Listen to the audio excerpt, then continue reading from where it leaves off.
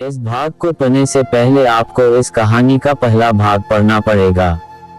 पिछले भाग में आपने पढ़ा कैसे मान्यता और राजीव की शादी होती है और उनके नए फ्लैट में मान्यता के साथ क्या क्या घटनाएं घटी है। जैसे ही उसने आंखें खोली उसने देखा सामने कोई नहीं है, पर उसे कुछ एहसास तो हुआ था। थोड़ी हिम्मत करके वो बोली, कौन कौन हो तुम, क्या चाहिए तुम्हें? तभी उसे एक आवाज आई, मानी। वो चौंक गई। मानी, इस नाम से तो मुझे पिछले 5 सालों से किसी ने नहीं पुकारा। वो स्तब्ध रह गई और अचानक से पूरा अतीत मान्यता की आंखों के सामने आ गया। 7 साल पहले जब मान्यता का सिटी कॉलेज में एडमिशन हुआ था, तभी तो मिली थी तन्मय से पहली बार। तन्मय के डैडी सिटी के बड़े बिजनेसमैन थे और मान्यता सर्विस क्लास की साधारण बच्ची। शुरू में तो वो उसे किसी बड़े बाप का बिगड़ल बेटा लगता था, पर हाँ, मान्यता उसकी पहली नजर का प्यार थी।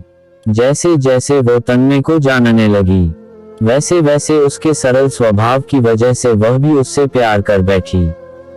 वो दिन भी कितने हंसी थे। तन्मय हमेशा उसका ख्याल रखता था, उसे बहुत प्यार करता था। रविवार के दिन जब कॉलेज बंद हुआ करते थे, बस उसे देखने के लिए वो उसके घर के चक्कर लगाया करता था। कहता था, मान्यता, जिस दिन तुम्हें नहीं देखता उस दिन कुछ अधूरा सा लगता है। कहता था, हम दोनों कॉलेज के बाद जल्दी ही शादी कर लेंगे। बस वो तन्मय ही था जो उसे प्यार से मानी बुलाता था। पर वो कहते हैं, न हर किसी को मंजूर खुदा नहीं मिलता। किसी को जमीन नहीं मिलती, किसी को आसमान नहीं मिलता। उसे आज भी याद है वो दिन जब तन्मय का एक्सीडेंट हुआ था। उसकी कार खाई में गिर गई थी, आधा जला हुआ शरीर मिला था उसका। उस दिन को मान्यता अपनी जिंदगी में कभी नहीं भूल सकती। उसका सब कुछ बस एक पल में खत्म हो गया था। मान्यता को पूरे 2 साल लगे थे। इस सदमे से उबरने में कई बार उसे एहसास होता था तन्मय उसके साथ ही है। वो कई घंटों अपने ख्यालों में तन्मय से बातें किया करती थी। डॉक्टर्स और परिवार की मदद से मान्यता उस सदमे से निकल पाई थी। ऐसा ही एहसास उसे अपनी सगाई वाले दिन भी हुआ था। जैसे कोई तो है जो नहीं चाहता कि उसकी और राजीव की शादी हो। वो अजीब से डर से भर गई जैसे ही उसे राजीव का ख्याल आया।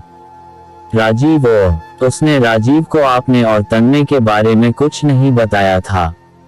उस हादसे के बाद से मान्यता ने तन्मय की बातें किसी से नहीं की थी, और जब से वो राजीव से मिली थी, उसने कई बार सोचा कि उसे तन्मय के बारे में बताओ, पर वह बता नहीं पाए। घड़ी में 4 बज रहा था। मान्यता अब बेड पर बैठी थी, हैरान सी, परेशान सी। क्या ये उसका वहम था या सच में वो तन्मय ही था? इसी उधेड़-बुन में थी कि तभी फिर से आवाज आई, मानी। उसने देखा सामने कोई खड़ा है। उसे फिर से वो अजीब सी बदबू आने लगी। उसने ठीक से देखने की कोशिश की, सामने कोई अधजला सा शरीर लिए खड़ा था।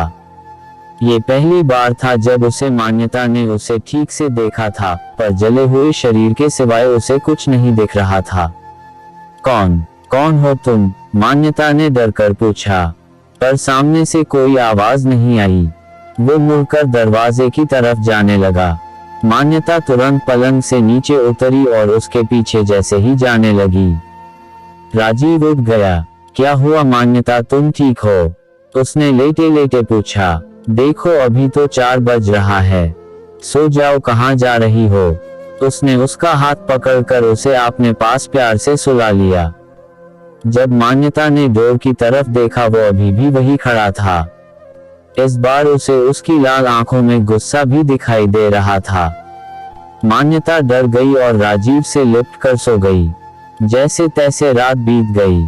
सुबह हुई। मान्यता रसोई में थी, राजीव के लिए ब्रेकफास्ट बना रही थी।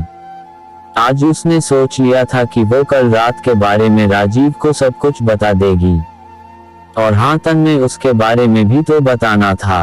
अरे वाह, क्या बन रहा है आज? राजीव ने बाथरूम से बाहर आते हुए पूछा। पोहा बना रही हूँ, पसंद है न तुम्हें? मान्यता ने प्यार से पूछा। हाँ, तुम जो भी बनाओगी सब खा लूंगा मेम साहब, कहते हुए वो हंस पड़ा। तुम भी ना? अच्छा जल्दी तैयार होकर आओ, कुछ बात करनी है तुमसे, मान्यता ने कहा। अच्छा अभी आया, कहकर राजीव रूम में चला गया। जैसे ही वो किचन की विंडो की तरफ मुड़ी, वो जोर से डर गई। सामने वही साया खड़ा था। इस बार उसकी आंखों में रात वाला गुस्सा नहीं था। वो कुछ बताना चाहता था, पर क्या? वो कुछ बोल क्यों नहीं पा रहा था। तभी राजीव को कोई फोन आया।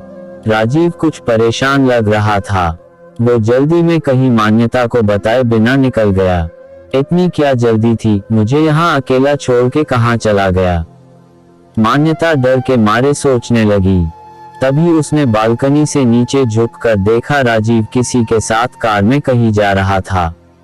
अरे ये क्या, किसके साथ जा रहा है? राजीव बड़बड़ाते हुए मान्यता जैसे ही अंदर गई, वो अध जला साया वही सामने खड़ा था। पर इस बार मान्यता को उससे उतना डर नहीं लगा। पर क्यों? वो फिर से डोर की तरफ सीढ़ियों पे जाने लगा। इस बार मान्यता ने आव देखा न ताव उसके पीछे चल दी। क्या वो सचमुच तन्मय था? अगर हाँ तो वो मान्यता को कहाँ ले जाना चाहता था? धन्यवाद दोस्तों।